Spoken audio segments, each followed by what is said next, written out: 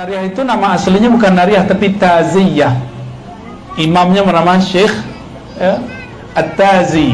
Salawat disebut salawat At-Taziyah. Lama-lama sama orang Indonesia jadi salawat An-Nariyah. Itu jin punya tubuh juga, nama tubuhnya tubuh api.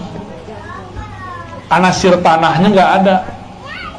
Yang paling lengkap di muka bumi, di alam semesta itu tubuh manusia. Ada apinya. Makanya bisa marah Habib. Habib bisa marah Habib? Ini Habib loh, kita tanyain. Habib bisa marah Habib? Sering tuh. Kalau lagi marah panas nggak Habib? Panas. Ada kompor Habib? Nggak ada kompor dalam badannya, tapi kok bisa panas? Berarti ada energi api dalam tubuh kita. Itu. Salaman sama guru, sejuk, merinding. Itu ada air dalam diri kita, air keberkahan, ma'ul haya. Mengalir, karena yang mengalir itu air. Energi api juga mengalir, maka kalau kita ada orang tengkar jangan deket-deket, karena panasnya lengket ke badan. Di situ setan namanya dasim bisa lengket ke badan. Ini yang membuat orang bisa tengkar, rumah tangga bisa pecah, ya. Maka kalau ada di rumah tangga satu lagi panas, jangan dilawan pakai panas, bisa meledak jadi bom, ya. Harus ada yang pakai air. Maka enaknya tubuh ini Allah jadikan untuk mengatur alam semesta, disebut khalifah, khalifatullah, ya. Jadi mohon maaf nih para jin, para malaikat, kami bukan sombong-sombong ya. Kitalah khalifah di muka bumi, jadi gak usah takut-takutin jamaah kita ya. Antum gak usah takut sama jin, gak usah takut. Kalau takut tuh sama preman gitu, baru takut kita sama orang jahat. Ini yang lucu, jamaah takutnya mau udah mati. Orang udah mati kok takut, waras gak? Yang takut tuh sama orang hidup, digerayanin ntar. Coba tidur dekat kuburan, gak bakal digerayanin. Tidur dekat kita, wah gawat. Jadi seharusnya orang-orang berakal dia takutnya di mana? Takutnya sama orang hidup, bukan orang mati. Tapi itulah ujian jadi khalifah di muka bumi. Maka syaitan itu biasa nyerupain dengan muka yang paling menakutkan. Ya, jin iseng. Kata jin, lo sotoy Razi katanya. Ya tahulah dikit-dikit ya, bocoran langit. Baik, jadi diri kita ini, tubuh kita ini, tubuh yang sangat sempurna. Seharusnya kita ini gak usah takut. Nabi Muhammad dibawa itu karena di dalam diri ini ada karakter-karakter rendah. Itu dibersihkan semua dari Nabi Muhammad sallallahu alaihi wasallam. Waktu beliau masih kecil, umur 7 tahun, itu dadanya diambil, ada 2 darah hitam, dibersihkan. Hitam yang pertama itu sifat kehewanan, hewan ternak. Sifat hitam yang kedua itu buas dan syaitania, ada di situ. Dibersihkan dari kalbu Nabi Muhammad SAW. Maka Nabi itu nggak pernah lagi bersyahwat seperti kita bersyahwat. Nabi kalau berkeinginan, keinginannya geraknya dari rohaninya. Kalau kita masih karena mata ini jelalatan, benar nggak? Benar ya? Antum bisa nggak Habib cinta sama orang yang belum dilihat? Sulit bayangin ya? Itulah. Itu bukan hanya cerita di kitab-kitab itu. Ada, saya baru ketemu ada orangnya dijodohin, belum pernah lihat. Dijodohin sama seseorang, sama kiainya, belum pernah lihat sama sekali. Tahu-tahu cuanteknya. Cantik versi dia, bukan versi aneh. Nabi Muhammad SAW itu dibersihkan waktu kecilnya. Ketika beliau dewasa, beliau ini umur 40 berdakwah terang-terangan. Nah, ini terjadi 3 tahun sebelum pindah ke Madinah. 10 tahun di Mekah. Atau di riwayat di kitab ini ada yang nyebutin 13 ya? Ada 13, ada 10 tahun. Kita ambil 13 tahun. Berarti setelah 10 tahun beliau di Mekah berdakwah, umurnya sekitar 50 tahun. Kalau versi yang riwayat 10 tahun, umurnya 47 atau 48 tahun. Kolbunya dibersihkan kembali. Tapi nggak dibersih-bersihkan amat, karena sudah bersih. Justru dimasukkan, disebutkan dan riwayat itu, wa utitu bitastin. Aku diberikan dengan satu wadah bejana yang tercipta dari min zahabin, dari emas. Di dalamnya ada air hikmah, air iman, dimasukkan ke dalam. Berarti bedah ini bukan bedah fisik, karena yang dimasukkan ke dalam kolbu Nabi bukan air fisik, itu air hikmah dan iman. Berarti itu bukan air fisik. Ya, ini Bapak Ibu, nih saya ajarkan cara takbir mimpi sedikit. Ya, mau? Tapi nggak bakal dapat ijazah. Ilmunya mahal itu. Kalau kita mimpi minum air, itu ada makna baik. Berarti ada sesuatu hidup, kehidupan sir masuk ke dalam diri. Kalau mimpi minum air putih begini, nah ini biasa. Insya Allah panjang umur. Tapi kalau mimpinya minum warnanya putih, itu apa? Susu. Berarti kita dapat pengetahuan. Mimpi minum tua, ada juga. Mimpi doang, itu tanda bahwa di dalam diri kita ini ada kecenderungan kepada yang haram. Bakal suka makan yang haram. Nah, nanti sampai ke situ ntar cerita kita ya. Ada yang mimpi makan tanah nggak? Ntar lagi mati tuh.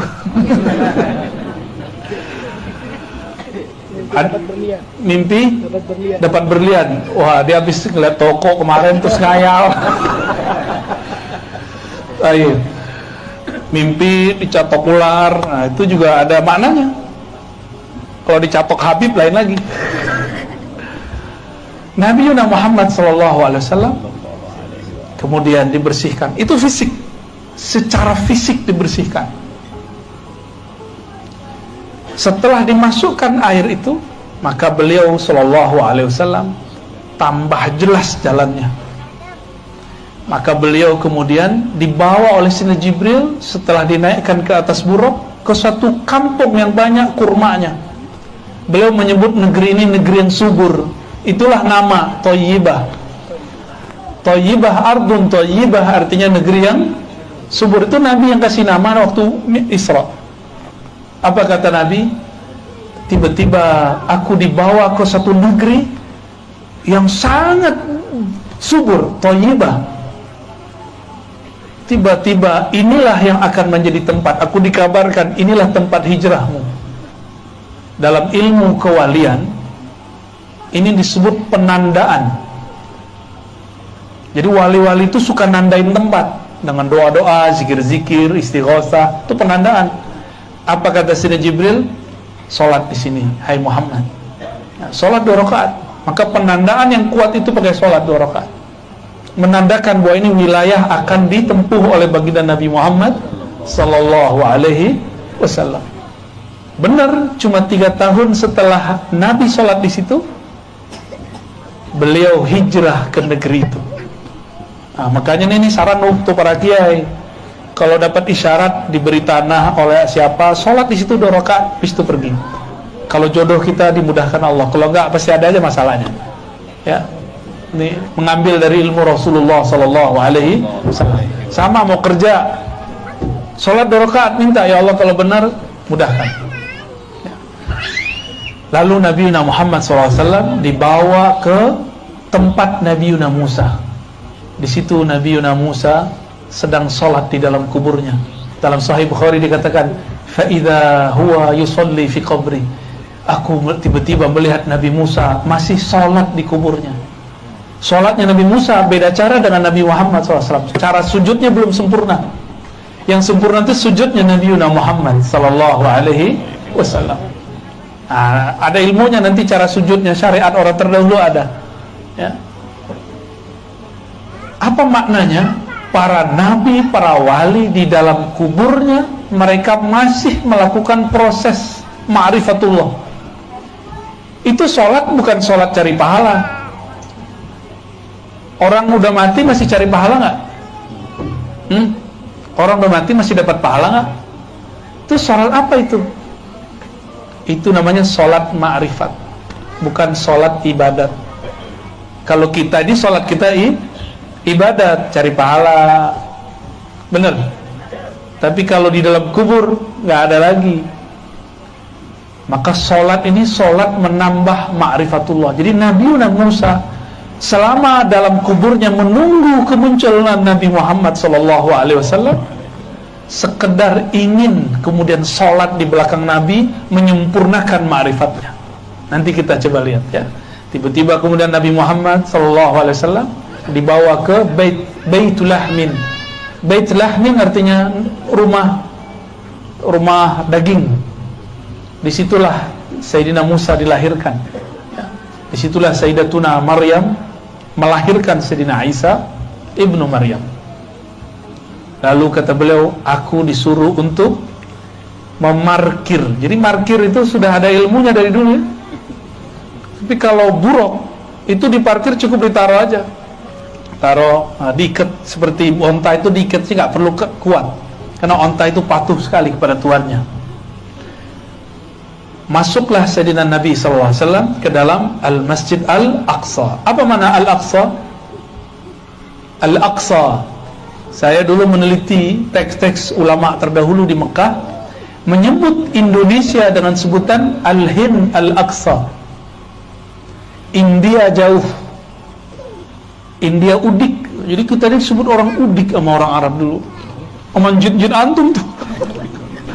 Al-Hind Al-Aqsa, agak mendingan ada kalimat Syarqul Hind, India Timur, sama artinya India udik.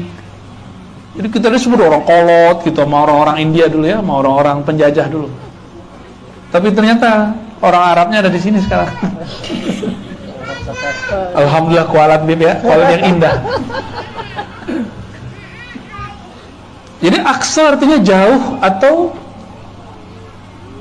bisa timur, bisa berarti timur, tapi bukan timurnya Mekah, artinya jauh. Maka Al-Masjid Al-Aqsa ya, minal Masjidil Haram ilal Masjidil Aqsa, masjid yang jauh sekali. Dulu belum ada GPS, benar nggak? Belum ada itu tuh mobilnya, mobil Toyota, Honda, apa itu ya, bid'ah semua itu ya, nggak ada zaman Rasul itu. Bid'ah mubah, bid'ah kan bagi 5, kalau sama kawan kita baginya 2 aja. Bid'ah sunnah, kalau kita enggak. Bid'ah bagi 5 sesuai dengan ilmu usul fikih. Kebetulan Habib kita ini takhususnya ilmu fikih dan usul fikih. Ngeri juga kalau duduk dekat beliau nih ya, takut dibid'ahin. Dari tadi ada bid'ah Habib. Baik. Masuklah Sayyidina Nabi SAW ke masjid. Ternyata arwah para nabi sudah ada di sana, kecuali 2 nabi.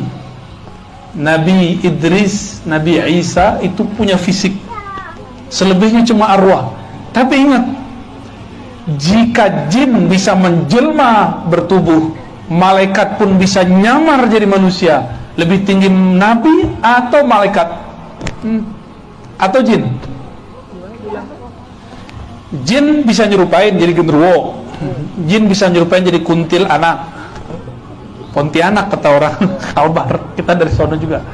Jin bisa nyerupain jadi pocong, ya kan? Kan jinnya orang sini beda sama jinnya orang Cina. Jin orang Cina gimana? Rapi ya. Jadi orang Barat ganteng-ganteng, pakai jas. Itu jasnya kita copotin aja, Bib ya. Eman, masa orang mati pakai jin, pakai apa? Pakai jas. Diaduin. Ini termasuk ini enggak pelecehan kan? Penistaan agama. jika jin bisa menyerupai manusia, bisa bertubuh, jadi dia pinjam, nggak tahu tuh pakai energi apa dia bisa berubah.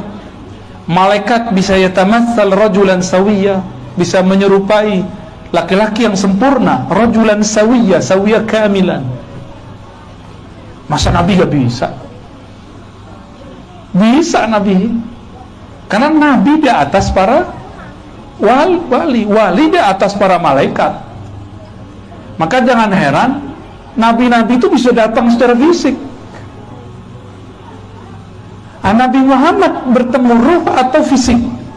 Dua-duanya sebenarnya, tapi tidak disebutkan di teks itu, cuma disebutkan Anbiya wal Mursalun ya. Itu ketemu zahir dan fisiknya waktu naik ke langit itu kan, ya ruhnya, ya jasadnya. Nah, kalau pakai fisik nggak muat waktu itu. Waktu di Al-Masjidil Aqsa ini dimensinya sudah beda, alamnya sudah beda, udah alam arwah-arwah suci ya. Jadi kalau ada sekarang orang ngaku ngelihat jin indigo, kok percaya? Sama orang ketemu Nabi kok nggak percaya ya? Maka Nabi ngomong, man ra'ani fil manam fasayarani yaqza, yang mimpi ketemu aku akan melihatku dalam keadaan jaga. Ketemu fisik, cuma orang nggak lihat, orang nggak nyangka kalau itu Rasulullah SAW. Apalagi Sayyidina Khidir alaihissalam ya. Kadang-kadang dia mampir, Bib ya, ngeliat-ngeliatin kita ya. Nabi Musa aja diajar Nabi Khidir, siapa kita ya? Kita lebih pantas diajar oleh beliau ya. Salatu salamu alaika ya Sayyidina Balia. Maka Nabi beliau mengatakan faqaddamani Jibril, lalu Jibril menyuruhku ke depan, a'ummuhum, untuk mengimami mereka sholat. Tuh, coba lihat. Kalau kita belajar fikih, gimana Bib? Orang yang jadi imam itu yang paling banyak hafalan, terus paling afqah, paling paham. Kalau udah sama paham, paling tua fisiknya. Nah, ini terjawab semua nih. Nabi Muhammad secara fisik baru lahir, umurnya 48 atau 47 tahun atau 50 tahun kalau versi satu riwayat ini. Mengimami Nabi Adam yang umurnya di atas 1000 tahun. Kan beliau di surga udah berhari-hari. Satu hari di surga 1000 tahun di muka bumi. Jadi Nabi Adam itu umurnya udah ribuan tahun. Tapi ketika di bumi, ya cuma seharinya sorga lah kira-kira umurnya. Kalau Nabi Nuh umurnya kurang 50 tahun sedikit, jadi kira-kira kurang 5 menit lah di sorga. Kurang dikit. Itu Nabi Nuh. Lama nggak hidup di surga? Lama. Maka orang bosan kawin di sono. Kalau di sini doyan ya.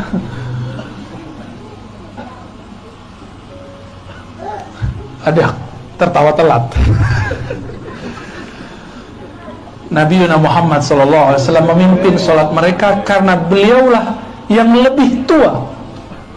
Dalam hadis Imam Abu Nuaim Tabrani ya, hadisnya Hasan, disebutkan ya, aku awwalu nabiyyin, awal nabi yang dicipta, khuliq, tapi akhiruhum ba'sa, yang terakhir diutus. Ana awal, aku yang pertama, bukan Nabi Adam. Diutus Nabi Adam yang pertama. Jadi kalau orang bertanya, siapakah Nabi yang pertama? Jawabannya Nabi Muhammad. Tapi ke siapakah Nabi yang pertama diutus? Baru Nabi Adam. Ini harus dibenerin nih cara nulis. Di sekolah-sekolah kurang tepat cara nulisnya. Anak-anak kita harus, enaknya masuk pesantren sih ya. Cuma kan gak semua orang cocok masuk pesantren. Jelas, jadi awwalu nabiyyin bu'itsa, nabi pertama yang bu'its, yang diutus betul Nabi Adam. Di langit, di surga. Kalau di bumi yang pertama diutus Nabi Nuh. Beda lagi. Nah, ajaran sesat gak Bib? Tolong tegur Bib ya. Beliau pertama Nabi, berarti pertama di alam mana? Ternyata kejelasannya ada di riwayat Tirmizi, pengarang kitab ini. Ya ada di sini, ada di hadis ini. Apa kata beliau? Ketika sahabat nanya, ya qalu, kata Abu Hurairah, mata wajabat lakan nubuwah? Kapan ditetapkan engkau sebagai seorang nabi? Jawaban beliau apa? Adam baina ma'in wa tin. Adam belum ada, aku udah jadi nabi. Begitu ngomong nggak sombong loh. Itu ngomong tentang hakikat diri, itu boleh. Sesekali ini Pak Haji Rahman ini boleh ngomong, saya ini dewan. Boleh sesekali, tapi jangan tiap hari, kita juga bengah dengarnya. Sesekali dipakai itu. Nah, Nabi Muhammad sesekali pakai, tapi beliau lebih sering ngomong ana basyarum mislukum. Saya manusia biasa, saya bisa lupa kayak kalian. Nah, itu Nabi lagi acting namanya. Nabi itu masa bisa lupa, ya kan? Nggak ada Nabi lupa. Itu lupa dilupakan, sebuah Isra diisrakan. Nabi lapar, mungkin nggak percaya nggak Nabi lapar? Nggak percaya nih. Beliau ngomong, innama, jadi ketika semua sahabat makan, dikasih makan sama Nabi, Nabi nggak makan. Satu kali 3 hari mereka nggak makan, Nabi kuat. Sahabat-sahabat dan jerit, wah Rasulullah, kami belum makan. Itu pemimpinnya Abu Hurairah tuh. Makanya ada orang salah paham tentang ada Abu Hurairah, dikira Abu Hurairah ini monster perut. Itu mereka sul ada sama Abu Hurairah. Abu Hurairah itu orang yang disayang Rasulullah Sallallahu Alaihi Wasallam. Santri beliau yang paling rajin lah. Ketika semua orang bekerja kawin, dia nggak kawin dia. Meninggal Rasulullah baru dia nikah, baru dia kerja. Abu Hurairah bukan orang yang perutnya besar seperti yang diceritakan pembenci sahabat Rasulullah. Sayyidina Abu Hurairah datang ke Rasulullah, perut kami belum makan 3 hari. Nabi acting juga, ditaruh batu 2 atau 3. Itu hadisnya sahih. Tapi di hadis yang lain, di mana kita tahu kalau Nabi ini lagi acting? Bukan Nabi ini suka memalsukan diri, enggak. Begitulah Allah nyuruh, dah Muhammad sekarang kamu seperti orang lapar beliau. Sekarang kamu seperti orang nggak perlu makan, kata Nabi. Innama saqani rabbi wa at'amani.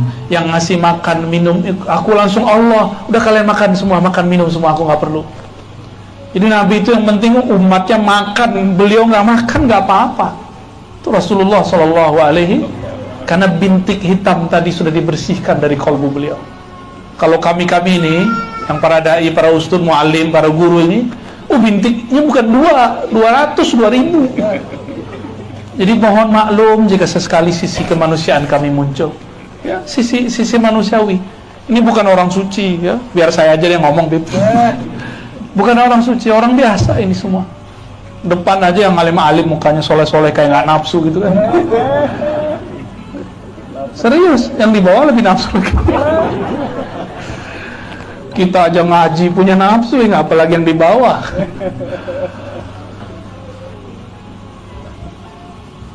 Nabi sering disuruh begitu, Sallallahu Alaihi. Maka ketika beliau mengatakan, aku sudah diangkat jadi Nabi, Adam belum dicipta, itu bukan sombong, itu namanya tahaddus bin ni'mah. Ya, akhir surat Ad-Duha apa? Coba bacain. Dia lagi murojaah nih, ayo bacain. Kalau Habib mesti hafal. Ayo. Akhir surat Duha. 1, 2, 3. Bi ni'mati rabbika fahaddits. Masa itu nggak hafal? Gimana mau masuk surga?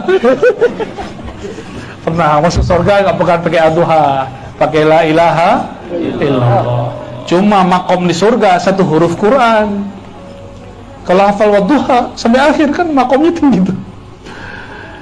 Terhadap nikmatmu, nikmat Rabbmu hai Muhammad, maka ceritakanlah. Maka Nabi kalau cerita tentang nikmat itu bukan sombong, itu memang beliau sedang bertahaddus, namanya syukur. Jadi cara syukur itu boleh cerita.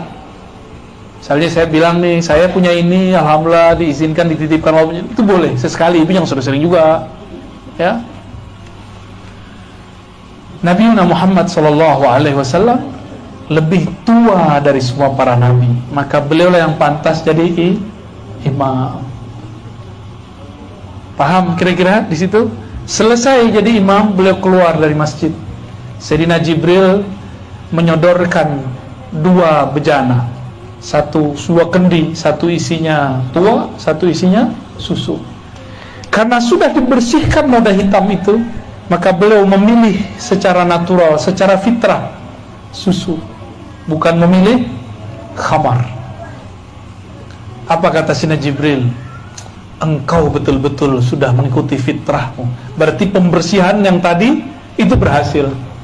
Berarti benarlah ini Sayyidina Muhammad sallallahu alaihi wasallam. Ya. Kalau kita mira udah masuk surga tuh, Bib. Kayaknya di surga, kayaknya tua halal nih. Langsung kita minum kayak gitu. Ya. Setelah itu beliau mau naik. Maka di Masjidil Aqsa itu ada 2 masjid kan, di situ ada Sakhra, ada satu lagi. Di situ ada satu batu tempat Nabi berdiri. Itulah penghubung antara bumi dengan langit. Ini disebutkan seingat saya di kitab Tazkirah, ya, tapi di situ nggak terlalu eksplisit. Bahwa semua orang nanti akan dikumpulkan di padang mahsyar pertama. Jadi bumi ini hancur lalu semua orang dibangkitkan. Ini sebelum naik ke padang mahsyar yang di sana ada mizan, di sana ada hisab, itu dikumpulkan di situ. Itu terminalnya, terminal terakhir berangkat. Di situ. Maka Nabi Muhammad, para zuriat beliau yang mewarisi ilmu beliau, para ulama, para kiai, para guru itu sibuk cari muridnya. Ketika semua orang mengatakan, nasibku gimana nih? Egois semua tuh. Ya. Para masyaikh, para kiai, para habaib yang memimpin umat mengikuti guru mereka, menjid mereka, Rasulullah SAW. Mereka mengatakan, ummati, ummati. Guru mengatakan, mana muridku, mana muridku. Begitu mereka. Jadi nggak mikirin kita, nggak mikirin dirinya, mikirin kita semua.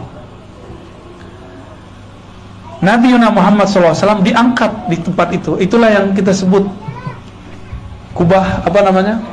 Kubah Sakhra, ya. Cuma mitosnya bercampur, ya. Wallahu alam, itu banyak cerita tentang itu. Ala kulli hal, itu tempat memang kemudian girang diinjak oleh Rasulullah. Karena tiadalah suatu batu Nabi injak kecuali batu itu bergetar. Ketika Nabi naik ke Gunung Uhud, itu kan batu semua merah, itu bergetar langsung. Ya, mirip-mirip orang kayak baru jatuh cinta, malam pertama disentuh, ya menggigil. Oh, ini lebih dahsyat lagi. Batu itu, di semua benda ini ada ruh. Tapi rohnya beda. Ruh di kita ada lengkap. Di ruh kita ini, Habib, ini lengkap sekali. Ada ruh Rabbani, ruh yang Allah tiupkan pertama. Nafakhtu fihi min ruhi, itu namanya ruh Rabbani. Kalau di kitab Sidi Syekh Abdul Qadir Jilani, itu disebut dengan Ar-Ruh Al-Qudusi, roh suci. Habib dulu lahirnya segede ini atau dulu kecil dulu, Habib? Emang kecil dulu ya? Sekarang Masya Allah tumbuh gak?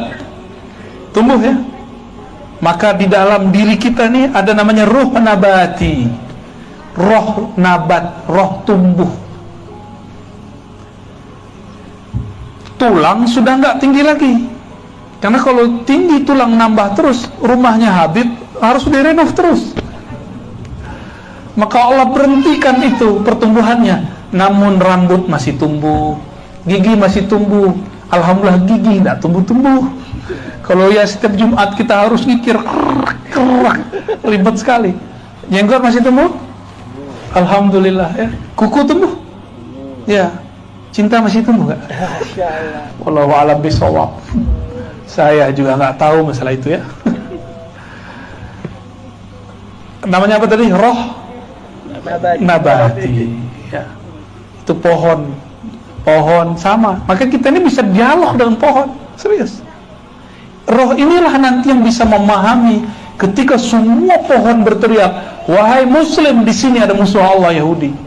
Itu roh itu. Kalau kita nggak melatih roh ini dari sekarang, rohnya pohon-pohon ngomong kita nggak ngerti. Ya, nggak ngerti kita kalau rohnya ngomong. Di dalam diri ini juga ada roh yang ketiga, namanya roh hayawan, roh hewan, roh hidup. Ruhul hayat bisa dikit begitu. Dan ini sama yang ada di hewan, kucing sama. Jadi kucing punya roh ini, persis kayak kita. Bedanya dia tidak dapat Roh Kudus. Roh Kudus itu isinya kolbu, akal, dan ruh yang murni. Maka ketika Nabi injak itu ada roh yang lain, namanya ruh jamad. Apa arti roh jamad? Roh di benda-benda yang dianggap orang tidak bergerak. Ini terjemahan Indonesianya disebut benda mati, nggak tepat. Jamad artinya sesuatu yang tidak bergerak. Kayak batu, tanah, bergerak nggak? Nggak bergerak. Berarti ada berapa roh di badan kita?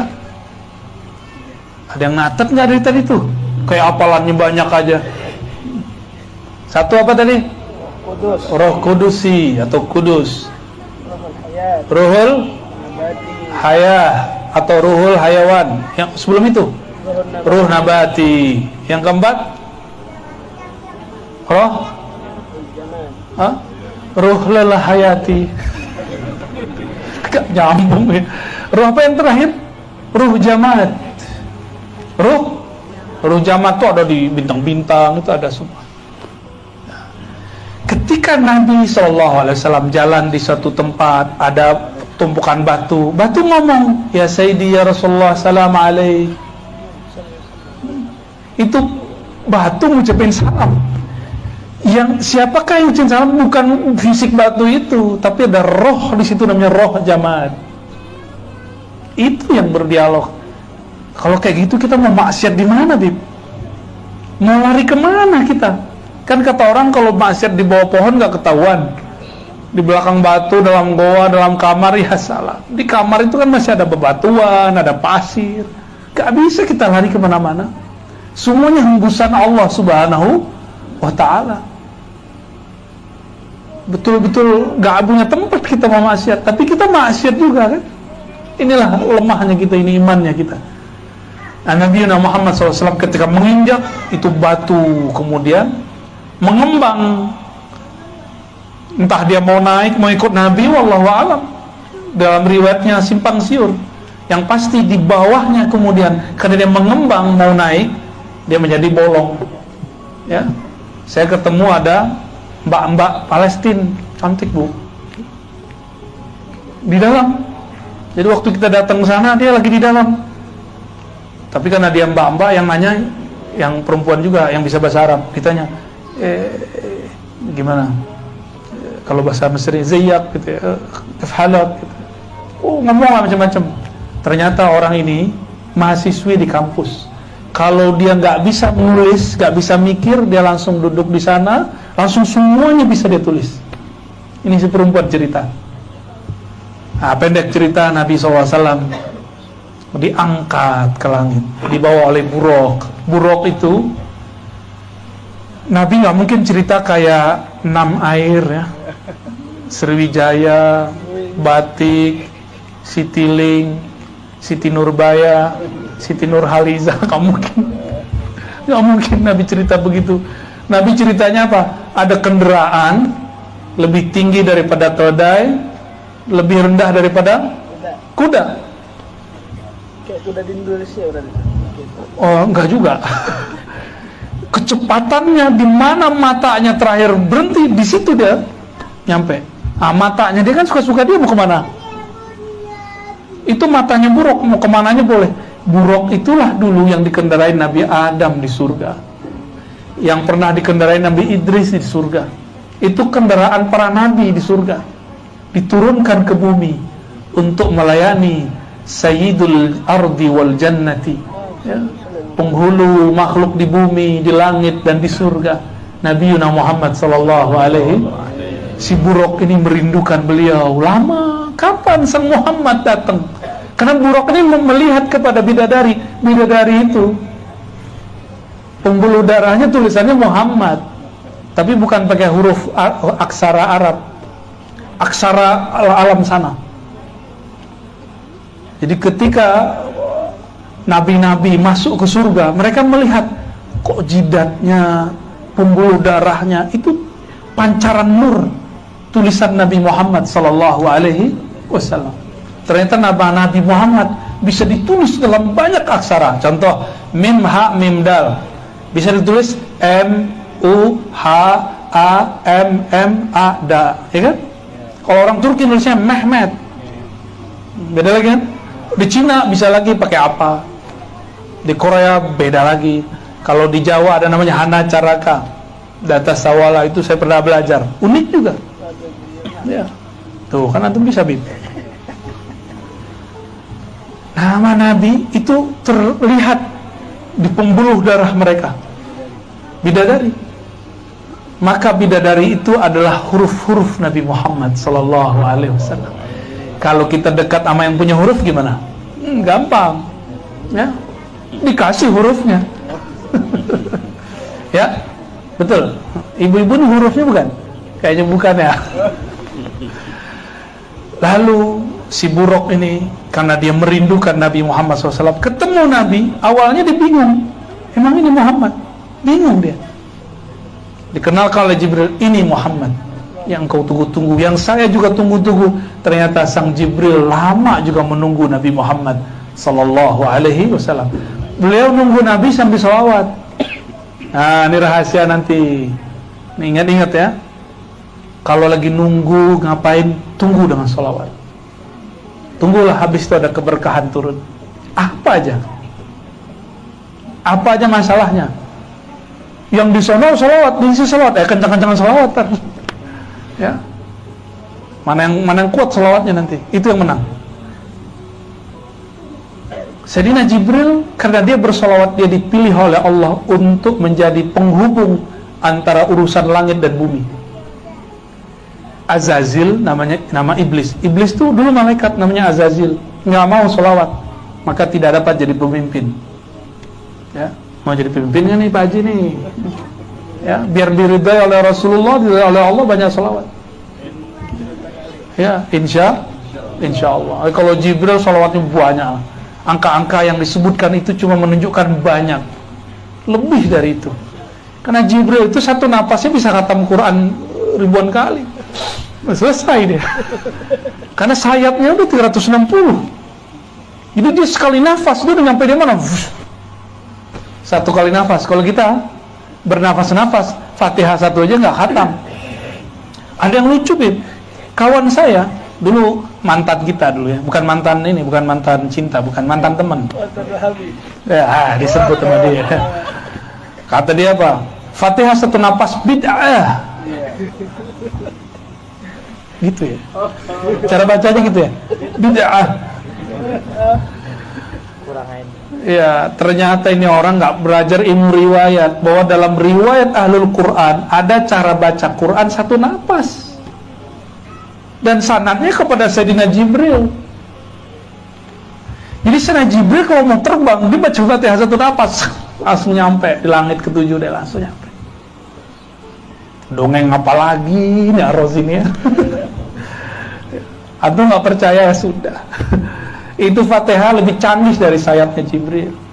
Sayyidina Nabi SAW ketika naik ke langit, tembus ke aras. Dalam hadis Imam Bukhari dikatakan faghashiyatni sababatun, tiba-tiba ada cahaya di atas cahaya, awan di atas awan, kilat di atas kilat, gak bisa lagi dibahasakan, meliputiku, hilanglah Rasulullah SAW itu.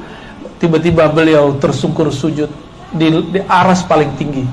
Disitulah terjadi dialog. Isi dialognya Al-Fatihah, Alhamdulillahi Rabbil Alamin, dijawab sama Allah. Lanjut Ar-Rahman Ar-Rahim, dijawab. Begitu terus. Jadi Fatihah yang kita baca itu lebih sakti daripada sayapnya Sayyidina Jibril. Sayapnya Sayyidina Jibril hanya tembus sampai Sidratul Muntaha.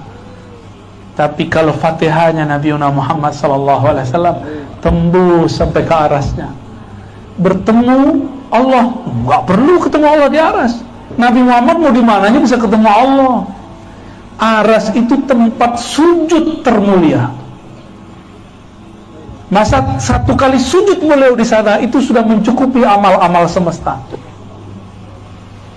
Jadi jangan antum kira, ini kan yang nggak baca hadis kan lucu, Bit. Dikira Nabi itu ngeliatin Allah begini. Allah, kamu cakep ya. Enak amat begitu. Itu mah di kafe kali. Ini aras bukan kafe, bro. Aras itu artinya istana singgasana Allah. Orang masuk singgasana nggak ada yang sok-sokan. Masuk istananya Allah, langsung tersungkur. Fakharra sajida.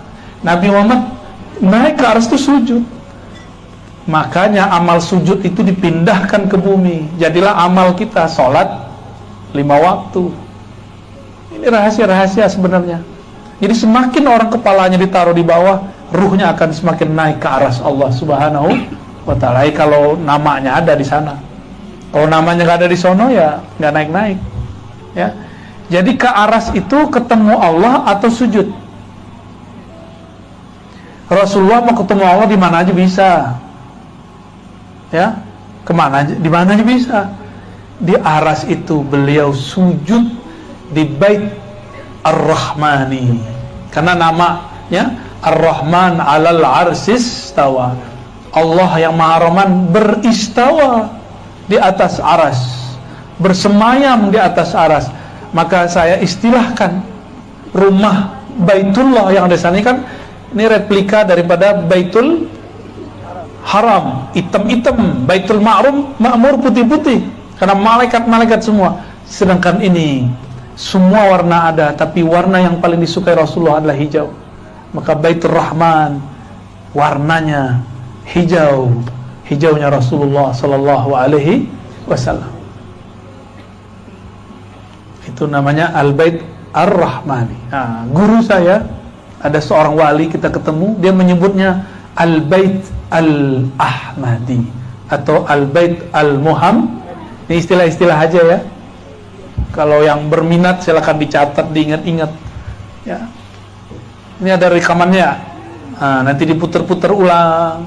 Nama-nama ini perlu diingat-ingat. Kalau masuk istana Allah, ada istana di dunia. Kalau nama kita belum nyampe ke istana, nggak dapat undangan istana, boleh masuk nggak? Nggak boleh masuk. Maka nama kita harus ada di sana, baru bisa naik. Ya, nama ruh namanya, bukan nama jasad. Nama jasad, nama KTP, Rasulullah nggak punya KTP. Jadi bukan nama yang KTP ini yang akan kita bawa nanti ke sana. Itu nama ruhani. Itu yang akan dibawa, yang ditulis di sana itu. Setiap kita ada punya nama. Masalahnya udah dikasih tahu atau belum? Ya, ya gimana mau tahu ya?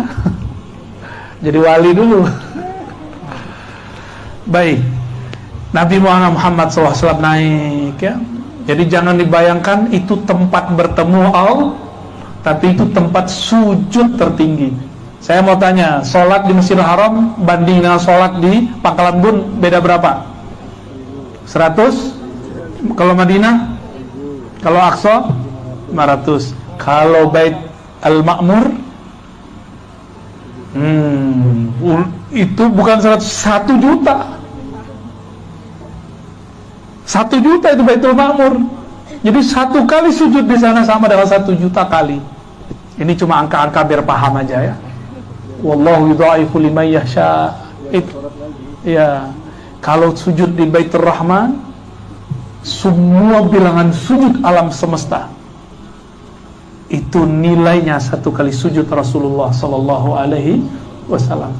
Jadi Rasulullah ini kalau turun di bumi nggak sholat juga nggak apa-apa, tapi beliau masih sholat. Untuk apa? Contoh untuk umat. Beliau udah sholat, kalau di sana ngapain lagi sholat di bawah? Kan gaya-gayaan aja tuh. Sholat di bawah itu cuma hadiah buat kita. Jadi sholatnya Nabi itu bukan untuk beliau lagi, sholatnya beliau untuk kita. Karena kita ini sholatnya udah gak khusyuk, udah gak konsentrasi, sok suci lagi. Maka yang harus banyak itu sholawat kepada Rasulullah. Jadi sholawat kalau akhir sholat itu bukan hanya Allahumma sholli ala Muhammad, kama shallaita ala Ibrahim, itu mah biasa. Banyak sholawat. Coba buka riwayat-riwayat itu, jenis-jenis sholawat yang bisa dibaca di dalam sholat. Saya kalau sholat sunat, saya baca sholawat yang panjang-panjang itu. Ada sholat Hashimiyah, Allahumma sholli ala sayyidina Muhammad dan Nabil Ummi. Gimana? Al-Hashimiyah Habib? Nggak apa. Ada sholawat Ummi, macam-macam sholawat. Rasulullah sendiri yang mengajarkannya. Di situ para ulama faham, para sahabat faham bahwa sholawat ini boleh dirangkum boleh diramu sendiri, tapi saya nggak berani. Sholawat yang kita pakai itu mesti turunnya dari sana. Ada yang lewat nabi, ada yang lewat malaikat, ada yang lewat ruh. Jadi nggak boleh buat wirid sendiri, bid'ah itu. Ya, ini bid'ah beneran loh ya. Baik. Saya nggak cerita tentang Nabi Muhammad bahwa sholat itu udah tahu semua ya. Itu udah tahu semua. Bener kan udah tahu semua? Mau diceritain lagi? Lanjut lagi dong. Oke. Ketika Nabi sujud di sana, Allah berkalam. Faradtu alaika wa ala ummatika khamsina rak'atan. Itu yang sahih. Ya, kalau di satu riwayat khamsina salatan. 50 kali salat. Tapi versi kami, ini ada satu riwayat lain, khamsina rak'atan, 50 rakaat. Sisanya sekarang berapa? Yang kita pakai sekarang berapa? 17. Bener?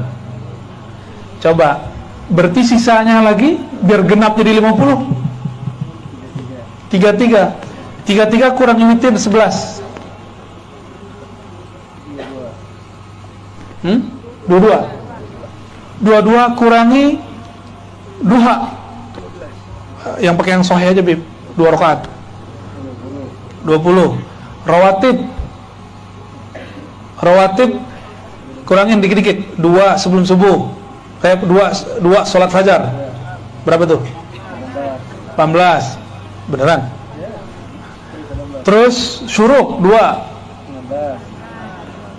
4 rakaat sebelum zuhur. 4 rakaat setelah zuhur. Udah 8 aja. 4 rakaat sebelum asar. 2 rakaat sebelum maghrib. 2 rakaat setelah maghrib. Habis. Makanya ulama kita beda pendapat mengenai sholat 2 rakaat sebelum maghrib dan sebelum asar. Nanti dipindahin ke setelah maghrib sama setelah isya dan sebelum isya. Jadi pas jumlahnya sama. Muncullah istilah dalam ilmu al-fiqih, bila al-fiqih ini sunnah muakkadah, sunnah ghair muakkadah. Yang diperdebatkan tadi ghair muakkadah. Gitu. Ya. Jadi paham kenapa ada muakkad ghair muakkad. Itu rahasia-rahasianya. Jadi sebenarnya tetap 50 rakaat. Namun didiskon jadi 17 rakaat. Asik kan jadi umat Nabi Muhammad. Nabi diskon lagi, kata Nabi, autiru walau birokah. Kalau witir ya udah 1 rakaat aja deh. Nggak bisa 3 ya udah 1. Hebat kan umat Nabi Muhammad? 1 itu udah sama kayak 11. Kalau ditutup pakai sholawat, ntar pada males sholat witirnya. Tapi sholat witirnya cuma bulan puasa ya. Bener. Gimana mau jadi wali antum? Innallaha witrun yuhibbul witra. Allah cinta kepada witir. Maka supaya dapat cinta Allah, berwitirlah setiap malam. Mau capek, mau gimana, ketinggalan qadha. Ini rahasia-rahasia para wali-wali terdahulu. Jadi ada orang jadi wali karena dia melazimkan satu amalan aja, yang mungkin sederhana bagi orang lain, tapi dia lazimkan, dia biasakan. Gimana? Siap malam ini jaga witir 1 rakaat aja. Boleh sebelum tidur, boleh sebelum subuh. Mau ya diamalin? Ya pegangan kita cuma gitu-gitu doang, tapi nggak ada yang lebih. Witir 1 rakaat itu disyukur tuh. Yang penting sholat witir. Syukur-syukur bisa 2 + 1, bisa 5, bisa 7, bisa 9, bisa 11. Itu syukur-syukur. Kalau nggak apa-apa juga. Yang penting 1 aja. Biar kalau Allah absen, ada yang witir nggak? Witir, kan masuk kita. Ayatnya gampang lagi. Kulhu, kul a'udzu falaq, kul a'udzu binnas, kan ekspres banget tuh. Ya, ekspres. Masalahnya kita ini kurang istiqomah. Benarlah dalam hadis Nasai dikatakan surga huffiyatin nar bisyahawat. Surga itu diliputi syahwat, keinginan rendah. Tidur sama sholat, kita pilih mana? Jujur aja nggak apa-apa kok. Allah suka sama orang jujur. Tidur sama sholat, pilih mana? nonton bola katanya. Nggak nyambung. Enakan tidur kan? Enakan tidur. Itu yang ngomong syahwat. Tapi kalau kolbunya ngomong, enakan sholat. Beda tipis ya. Nah, kita ini makhluk syahwat atau makhluk yang berkolbu, itu aja bedanya. Kalau tidur, tuh kucing juga tidur. Tikus yang malam hari gak tidur, tuh kalah kita sama tikus. Tikus malam hari itu beroperasi dia. Masya Allah, Masya Allah. Itu kalau tikus mau wirid aja jadi wali tuh. Cuma sayangnya dia nyolong tiap hari ya. Nyolong, ngangguin got, Masya Allah. Fuwaisikoh bahasa Arabnya. Allah Subhanahu wa taala mewajibkan 50 rakaat ya.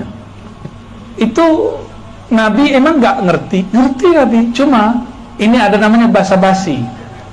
Turun beliau, ketemu Nabi Ibrahim diam aja. Ketemu Nabi Musa di langit ke-6, Nabi Musa nanya, apa nih oleh-oleh Allah nih gitu. Dijawab oleh Nabi Muhammad 50 rakaat. Hah? Umatku 2 rakaat aja nggak jalan, masa ente 50? Itu Nabi Musa yang ngomong. Ya, koplak juga ya. Ya, lucu gitu. Nabi itu lucu-lucu emang. Jadi Nabi itu sama mereka nggak kayak kita boyong.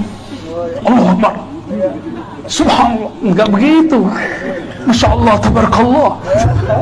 Nggak begitu-gitu amat Nabi itu. Ya, sesekali kita ngomong Masya Allah, tabarakallah. Kadang-kadang kita ngomong Allahu Akbar. Tapi jangan lebay. Biasa aja. Ya.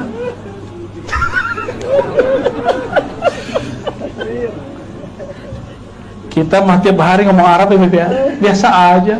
Ini orang baru hijrah kemarin sore, lebih Arabik dari kita. Kok kita jadi songong gitu, Bib? Maaf ya. Ini nabi-nabi itu santai mereka. Muhammad, kamu dari langit bawa apa? Dari arsy bawa apa? Kira-kira gitu. Jadi nabi-nabi ini kalau mereka ketemu itu sering tukar-tukaran kunci namanya, tukar-tukaran hadiah. Penasaran juga tuh, karena seorang nabi diberikan rahasia nggak diberikan nabi lain kecuali Nabi Muhammad SAW. Semua yang ada pada nabi yang lain ada di beliau. Akhirnya Nabi Muhammad kata 50, kebanyakan, naik no. Ini kalau ukuran Nabi Adam kan nggak sopan tuh, ya. Nabi Muhammad tuh lebih tua dari Nabi Adam, apalagi Nabi Musa, ya nggak? Kenapa kemudian Nabi Muhammad mau menerima saran Nabi Musa? Karena Nabi Musa gelarnya Kalimullah, yang berkalam-kalam dengan Allah. Itu makna ahli akidah. Kalau ahli hakikat ngomongnya begitu, Nabi Musa itu kalamnya Allah. Jadi yang ngomong saat itu bukan Nabi Musa, yang berbicara saat itu adalah Allah yang lewat lisannya Nabi Musa. Dipinjam doang tuh lisan Nabi Musa. Jadi Nabi Muhammad lihat, oh Allah yang nyuruh ke atas, berarti Allah nyuruh naik. Irja' ila rabbik, kembali kepada Allah, laporkan kalau ini nggak sang. Jadi Allah ini pintar sekali ya. Karena Allah berbicara lewat pohon, lewat manusia, lewat imam, lewat Quran, lewat air, lewat orang susah, orang senang, lewat orang berkasus, lewat orang yang tengkar, lewat orang macam-macam. Allah berbicara dengan apa saja. Dan Nabi Muhammad mengerti, wah ini bahasa Allah nih. Naik. Nabi Musa nggak bisa naik, Nabi Muhammad bisa naik suka-suka. Kira-kira gimana? Lebih ngerti Nabi Muhammad kan seharusnya. Nah, nanti di hari kiamat tuh Nabi Musa malu ntar tuh. Ya, kalau beliau nanti ketemu, ngapain saya suruh Nabi Muhammad balik ya? Tapi karena bukan beliau yang berbicara sebenarnya, maka Nabi Muhammad terima dan Nabi Musa pun berani. Ini rahasia-rahasia yang jarang diekspos ya dari dulu. Baru naik sampai kemudian sisa 5. Nah, yang kelima itu sudah Musanya yang ngomong, ya kalau perlu nggak ada sama sekali lah Muhammad, gitu ngomongnya. Nabi Muhammad lihat, wah ini bukan Allah lagi yang berkalam nih ya, yang berbicara Musa bin Imran, Rasulullah. Bani Israel punya Nabi Musa bin Imran. Nah ini lagi ngomong dia. Kalau perlu nggak ada lah Muhammad. Itu kan nafsiyah namanya, yang bisa sisi dirinya. Dia sayang ke umat tapi bawa sisi dirinya. Apa kata Nabi Muhammad? Aku malu kepada Allah. Gitu. Maka makom al-haya, ini makom Nabi Muhammad sallallahu alaihi wasallam. Jadi kenapa kita sholat 5 waktu? Karena kita malu kepada Allah subhanahu wa ta'ala. Udah terlalu banyak Allah ngasih. Jadi besok-besok jangan males lagi sholat, malu. Ini contoh, kita ada kerja bakti, semua orang datang. Masa Pak Haji Rahmat nggak mau datang? Gimana Pak Haji Rahmat? Nggak mau datang? Pasti ngomong gini, malu Pak ini datang, Pak ini datang, gitu kan? Begitu nggak kita? Kita kalau ada kerja, ada acara bersama nggak datang, kita ngomong ke keluarga, malu si Anu datang, masa saya nggak datang? Orang yang sudah membawa rasa malu masuk ke dalam ruhaninya, maka ibadahnya jadi ringan. Sholat subuh yang tadi males kayaknya, itu langsung jadi semangat. Masjid kayaknya rame terus tuh ya. Berarti kita kurang malu ya. Maka masjid masih sepi. Jadi kalau ngecek orang nih ada rasa ini, sholatnya rajin. Karena dia ada rasa malu kepada Allah SWT. Udah sholat masih malu lagi karena tidak khusyuk, maka kita istighfar lagi kepada Allah Subhanahu wa ta'ala. Udah? Belum sampai. Belum. Mau diterusin? Terus lagi. Lalu turunlah beliau. Nah, tadi saya belum cerita. Di langit pertama siapa? Jadi turun cuma ngeliat saya hello aja, assalamualaikum gitu ya. Nah, sekarang kita ulang, kita putar kasetnya dikit ke belakang ya. Ketika naik ke langit pertama bertemu Sayyiduna Adam, Jiddul Ajdad ya, Abul Aba, bapaknya semua manusia, Nabi Adam. Nabi Adam itu langsung tangan tubuhnya diciptakan, langsung Allah yang menciptakan. Kalau kita ini sudah ada campur tangan orang tua. Nabi Adam langsung, makanya dia nggak punya ayah, nggak punya ibu. Sayyidatuna Hawa punya ayah, nggak punya ibu. Ada yang hamil nggak masa itu? Nggak ada ya? Tapi kok bisa ada Sayyidatuna Hawa? Ada ayahnya Adam tapi nggak ada. Makanya syariat boleh ayah menikahi anak itu cuma Nabi Adam. Cuma Nabi Adam, nggak boleh yang lain. Nabi Isa ada ibu nggak ada ayah. Habib ada ayah ada ibu lahir. Ya Bib, atau antum seperti Sunggokong tiba-tiba muncul di bawah batu. Terus ngaku Habib. Ya, ngakunya Al-Habib Al-Hajari. Habib kurang hajar. Ya, ngaku Habib banyak sekarang tuh ya. Ngaku Habib banyak sekarang. Kita ini cukuplah Habibnya seseorang ya enggak? Atau 2 orang, 3 orang. Enggak benar. Kalau yang hitam rambut nggak nyambung. Obrolan orang dewasa. Baik. Di langit berapa tadi? Langit kedua. Di langit ketiga ketemu Nabi Allah yang paling ganteng. Nabi Allah Yusuf. Ya mirip-mirip Habib lah hidungnya. Nabi Allah Yusuf, kalau ibu-ibu nih lihat lupa sama suami bu, serius, lupa sama suami. Apalagi kalau suaminya udah nggak ada. Itu kita bisa stres tuh ngeliatnya. Lah, bini gue lupa sama kita. Bisa stres kita ngeliatnya. Dijawab-jawabin. Itu perempuan kalau ngeliat Nabi Yusuf lupa napas, lupa kalau tangannya lagi gores-gores, yaqta'na aydihunna, gores-gores jari-jarinya, nggak sampai putus, tapi udah luka-luka. Pedicure apa namanya? Pedicure, rusak semua itu jari-jarinya rusak semua. Ternyata Zulaikha diisukan di kota besar di Mesir bahwa Zulaikha jatuh cinta kepada anak angkatnya. Cemen amat gitu, jatuh cinta kok sama budak. Zulaikha dengar, dikumpulin semua ibu-ibu arisannya bawa tas yang bagus, kan ibu begitu ya. Ya biar yang lain jiper. Tahu jiper nggak? Biasa kalau laki-laki kan bawa tas bukan untuk itu. Kalau perempuan biasanya bawa pernak-pernik supaya yang di samping kirinya mundur. Katanya segitu, benar nggak Bu?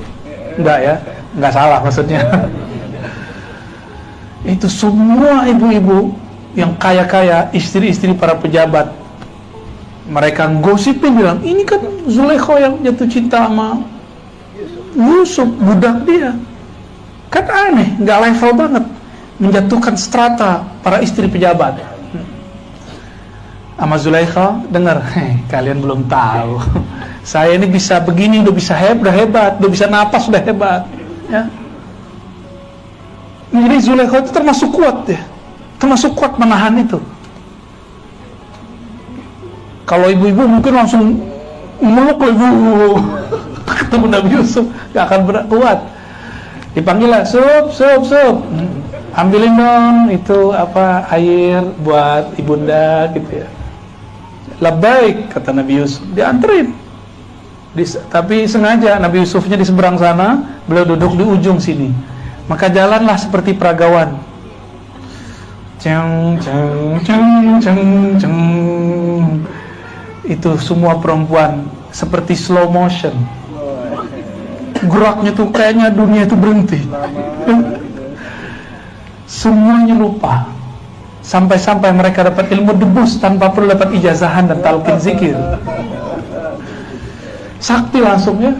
Kalau ngeliat kita kan ibu-ibu masih garuk-garuk aja karena dapat semut ya.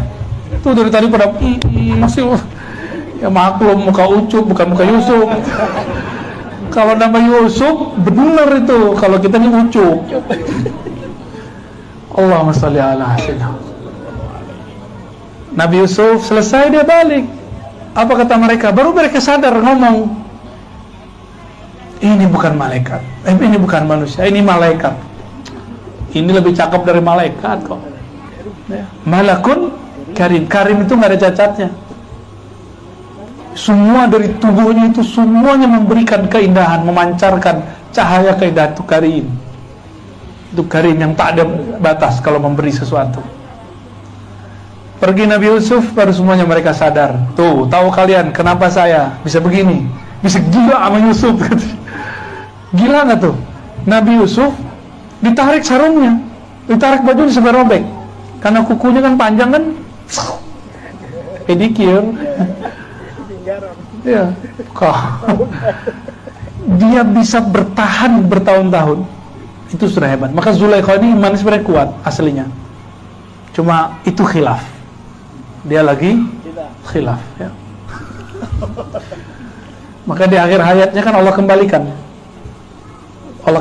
itu. Zulaikha udah gak mau lagi masih bersiapa. Dia zikirin cuma Yusuf gitu aja terusnya. Sang perindu. Katanya di Kalimantan ada bulu perindu ya, ngeri juga tuh. Langit keberapa lagi? 4. Ketemu di situ Nabi Idris. Ada satu yang saya lupa. Nabi Muhammad ngomong. Nabi Muhammad itu tidak menyembunyikan kegagahannya. Kata beliau, Jamalu Yusuf nisfu jamali. Gagahnya Yusuf itu baru separuh gagahnya aku. Jadi 1/4 keindahan alam itu ada pada muka Nabi Yusuf. 1/2 kecantikan kegagahan alam semesta ada pada wajah Nabi, tapi disembunyikan Allah. 1/4 yang lain Allah berikan untuk dunia dan akhirat. Ya, 1/4 itu satu titiknya dunia, selebihnya akhirat. Jadi kalau Nabi adalah makhluk terindah, maka sebenarnya Nabi itu lebih indah dari surga. Maka antum itu gak usah repot-repot mikirin masuk surga. Berpikirlah bagaimana nama kita masuk dalam qalbu Nabi Muhammad SAW. Caranya bersolawatlah kepada beliau. Jangan berhenti-berhenti solawat kepada beliau, supaya nama kita masuk ke dalam taman-taman qalbunya. Karena beliau, keindahan alam semesta ada di beliau. Surga itu gak ada nilainya kalau gak ada Nabi Muhammad SAW. Itu bidadari meludah ke muka bumi, harum semua alam ini. Bayangkan air ludah Nabi direbutkan oleh para sahabat, karena sahabatnya melihat keindahannya Nabi. Jadi tidak ada satu sisi pun di tubuh Nabi yang buang oleh mereka. Nabi ngeluarin darah, sahabat melihat itu lebih indah daripada jigongnya bidadari. Paham nggak tuh? Kalau jigongnya istri ya maklum lah. Ya, maklum manusia kan. Maaf, ya, ini apa? Alarm nih, nyuruh berhenti. Saya alarmnya kayak gitu, Bu. Jadi kalau di sini sudah mulai ada nyut-nyutannya, dia mulai berzikir, tinggal 5 menit 10 menit, nggak boleh lebih. Jadi Nabi Muhammad adalah Jamal. Inilah yang disyairkan orang, ya Jamalu, ya Jamalu.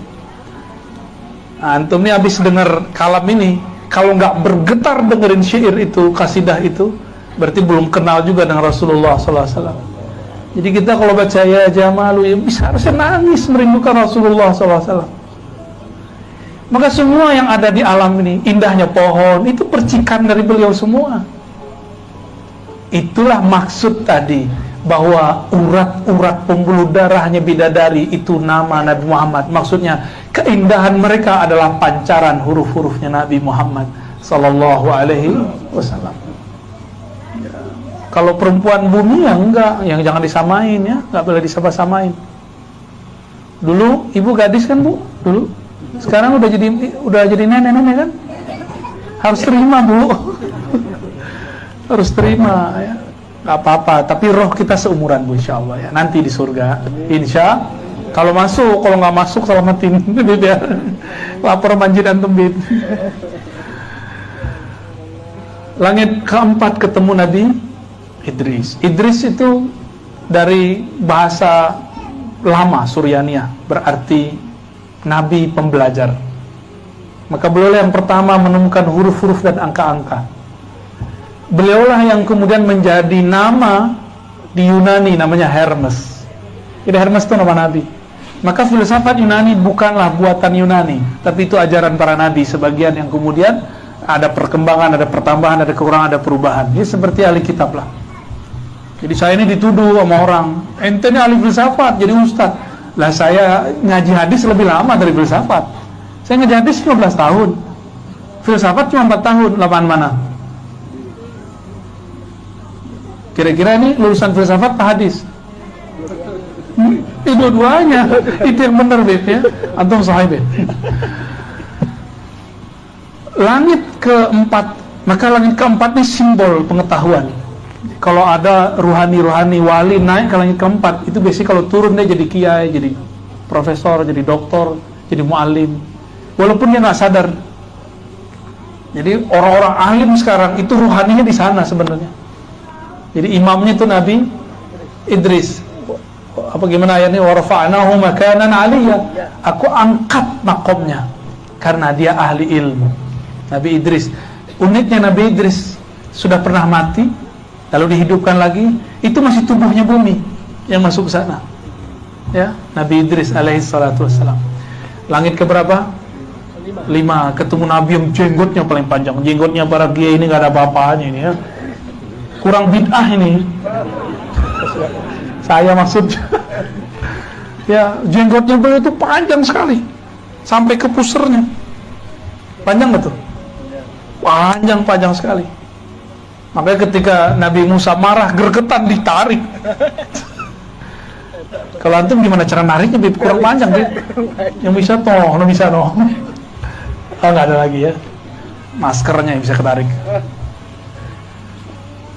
Itu Nabi Harun. Nabi Harun ini orang yang jadi Nabi dan Rasul berkat persaudaraan. Ini rahasianya. Nabi Muhammad itu mengangkat kita di akhir zaman jadi saudara semua. Benar nggak? Apa kata Nabi? Aku rindu ketemu saudara-saudaraku. Maka orang yang disebut saudara oleh Nabi pasti dia wali. Karena udah nggak ada Nabi lagi. Di masa Nabi Harun, Nabi Musa ngomong, ya Allah, lidahku rusak, cacat dikit, kira-kira begitu. Saudaraku orasinya bagus, kalau ngomong ceramah menggelegar, tolong angkat dia membersamaiku. Langsung diangkat jadi nabi dan rasul. Jadi dia angkat jadi rasul dan nabi itu bukan dengan request amalan. Sama jadi wali juga begitu. Kita nggak akan jadi wali karena zikir 70.000, nggak bakal. Itu untuk makanan jiwa. Wali itu urusan ruh. Ruh itu pilihan Allah, suka-suka Allah ngangkat. Nah, ini yang kita peringati di malam ini juga. Abah guru sekumpul, ya. Ruhaninya bukan karena beliau rajin beramal, enggak, tapi karena rohaninya dari kecil itu sudah dipilih oleh Allah Subhanahu wa ta'ala, ya. Semoga Allah angkat derajatnya di alam sana. Untuk beliau kita bacakan surah Al-Fatihah.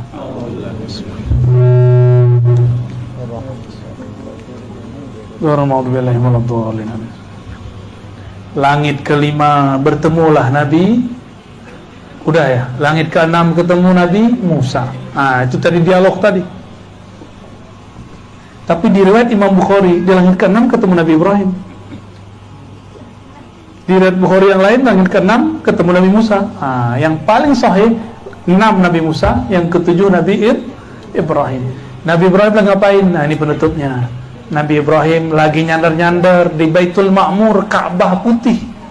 Nyandar-nyandar Beliau ini mandang-mandang siapa yang masuk, siapa yang datang, melihat-lihat ke bumi, gimana urusan keturunan-keturunannya, termasuk Habibnya keturunan Nabi Ibrahim. Ini nasabnya sampai ke sana nyambung. Inilah untungnya para habaib, nasabnya sampai Nabi Adam bisa ditemukan. Kita sampai kemana? Bener antum keturunan Adam nggak sih? Cuma beliau yang pasti nih, ya.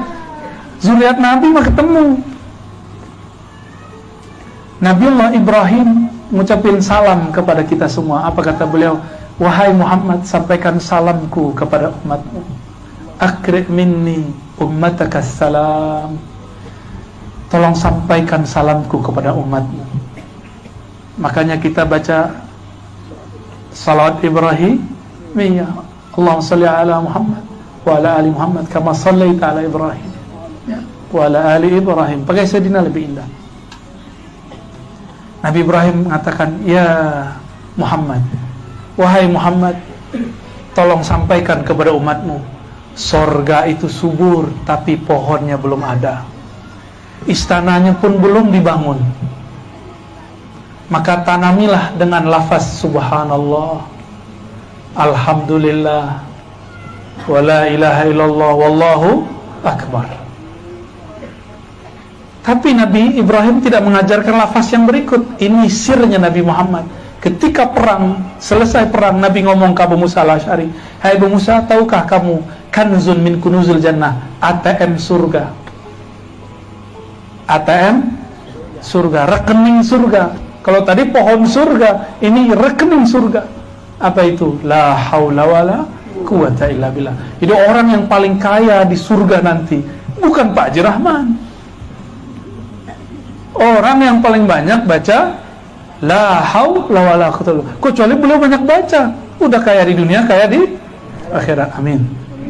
Ya, di backup sama istrinya, ya. Ya, jadi bunda dokter banyak-banyak baca la haula wala quwwata illa billah. Ya, berangkat kerja, pulang kerja, nyambut suami, pakai itu nggak bisa ngalahin siapa-siapa. Itulah sir qalbu Rasulullah sallallahu alaihi wasallam. Jadi setiap nabi itu punya wirid. Nah, Nabi Ibrahim wiridnya subhanallah, alhamdulillah, wa la ilaha illallah, wallahu akbar. Wiridnya Nabi Muhammad la haula wala. Pakai la haula wala, semua itu ke bawah. Karena dia punya ATM. Ya. Mana nih bahannya mau buat surga, mau buat istana nih. Dicek dulu la haula wala dia berapa. Kalau bernilai tinggi, langsung dia bisa beli semua yang ada itu. Jadi di sana nanti ada tuker-tukeran.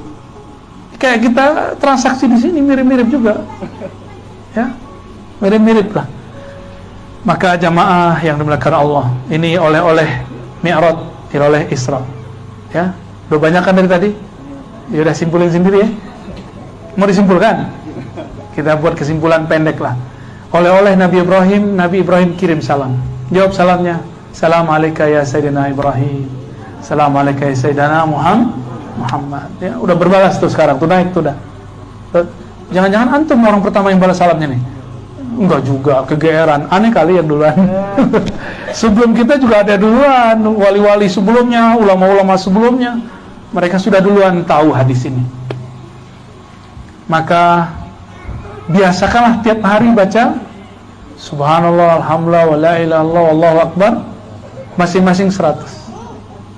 Subhanallah 100, Alhamdulillah 100. Tambahinlah haula wala 100. Saya menyebutnya aurat ghirsul jannah. Boleh juga disebut dengan maqalidus samawati wal ardh. Saya menyebutnya maqalidus samawati wal ardh. Diambil dari ayat Al-Quran surat Syura, ya. Lahu maqalidus samawati wal ardh. Lalu sahabat Ibnu Abbas mengatakan, itulah kalam Nabi Ibrahim. Ya, mari amalkan. Jadi hidup beramal itu sederhana. Ceramah juga sederhana, ya, nggak usah aneh-aneh kita. Beramal sederhana, ya, ngaji kan kita biasa-biasa aja. Saya kalau ceramah juga nggak kowar-kowar, tapi alhamdulillah pada nggak tidur kan? Ada yang tidur ya. Kalau ruhnya hidup ya aman insya Allah. Ya. Dan yang terakhir, sholatlah dengan rasa malu. Malu karena Allah sudah banyak memberi. Insya Allah sholatnya nanti semangat. Sholatnya itu akan ada getaran. Itulah khusyuk yang sebenarnya. Bukanlah khusyuk itu diperjalankan kemana-mana, dibawa ke alam mana, itu mah biasa. Ya, khusyuk yang sebenarnya merasa malu karena banyak diberikan oleh Allah Subhanahu wa Ta'ala. Barangkali itu udah jam 12 kurang satu setengah jam. Alarmnya sudah bunyi. Semoga semua yang hadir diberkahi oleh Allah SWT. Langit jadi saksinya, itu bulan lagi bersembunyi malu jadi saksinya, ya. Awan-awan, pohon-pohon, pasir-pasir, semua jadi saksi. Ayo angkat tangannya.